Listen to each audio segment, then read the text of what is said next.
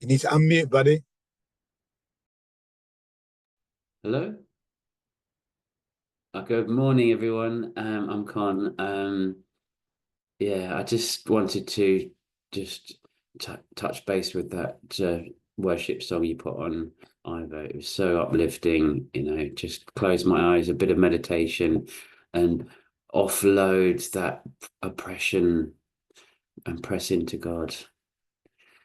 I woke up this morning. I opened my eyes. I didn't have blurred or double vision. I wasn't pinned down on my bed. I wasn't locked in a cell.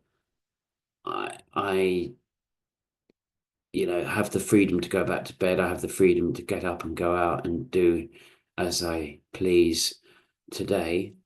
But with guidance, from what I've learned in this process. And this morning I woke up, and opened my eyes and I realized, wow, today I wake up and I have 9 years of freedom from active addiction. 9 years. I remember my then sponsor, when I got to 5 years, he gave me a bag of marbles and he said, here's a bag of marbles to celebrate your 5 years. And he said, when you get to 10 years, you can get them out and play with them. So I've still got another year to wait before I can play with my marbles, allegedly. But experience tells me that, I've got a life beyond my wildest dreams from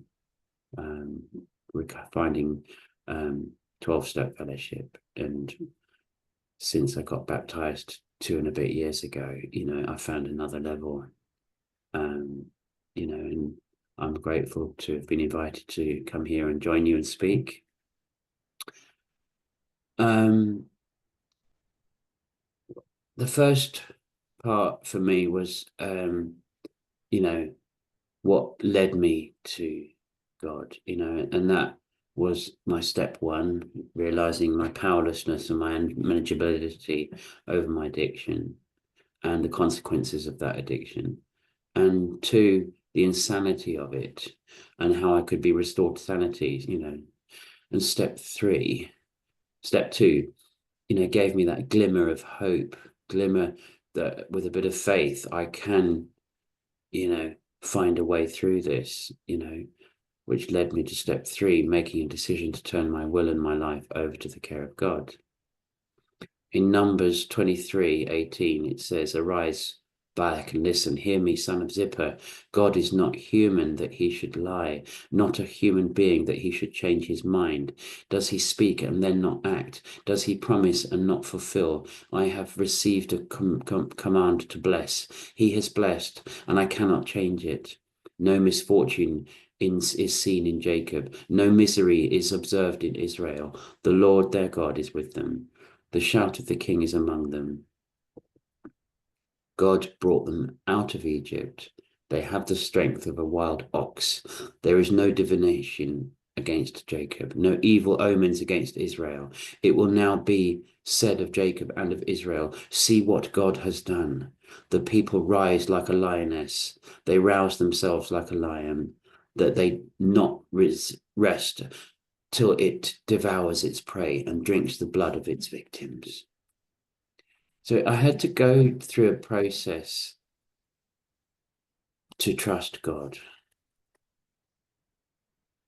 And it was my destructive addiction and the consequences of that that led me towards trusting God. It was also bouncing away from the other people, places, and things in my life that had no more a trust for me because I had used that up in the harms that I'd caused from my addiction. And that song just now was talking about withholding nothing, and I look at what is my resistance to surrendering to God. Well, my resistance to God is withholding everything. But I need to offset that with holding nothing by keeping those reservations and keeping my connection to the past and the chains that linked me to my previous life and addiction. That is what stops me from surrendering to God. So, step 3 for me is, in a nutshell, making a decision to turn my will and my life over to the care of God and to press on, getting to know him, getting to know myself more by working the rest of the process. In Deuteronomy 30:15, it says, "See, I set before you today life and prosperity, death and destruction. For I command you today to love the Lord your God, to walk in obedience to him, and to keep his commands, decrees, and laws. Then you will live and increase, and the Lord God will bless you in the land you are entering to possess. But if your heart turns away and you are not obedient, and if you are drawn away to bow down to other gods and worship them, I declare to you this day that you will certainly be destroyed. You will not live long in the land you are crossing the Jordan to enter the possess. This day I call the heavens and the earth as witnesses against you, that I have set before you life and death, blessings and curses. Now choose life, so that you and your children may live, and that you may love your Lord God. Listen to his voice and hold fast to him, for the Lord is your life, and he will give you many years in the land he swore to give to your fathers, Abraham, Isaac, and Jacob." I have to look at the blocks that I have from turning my will and my life over to God. And again, it's those entrapments from the past. It's the strongholds that kept me, old relationships. It was my comfort zones, And, when I first came into 12-step recovery, it was the drugs and the alcohol. Once I got abstinent from that, it was needing to be part of. It was, attention seeking and love seeking. It was filling the void. And, one of the biggest blocks for me is that massive vacuous space and void in my heart, which has been empty for so long, and that I have alluded to it in step 1 and in step 2. It can come from childhood stuff and parents giving us the best that they can, even if that was limited. And I've had to play catch up, but understanding a block is one thing, getting over it is another.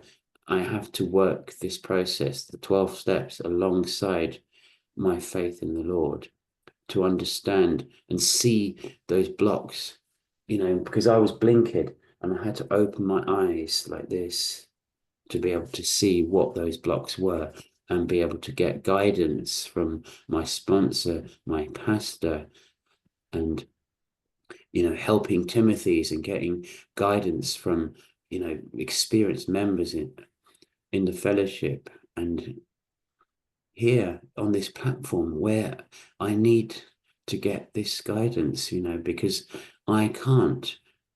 And that is what it is about. It's been about control. It's been about fear, and learning that fear has been a massive motivator in how I make my choices. I've been reactive most of my life.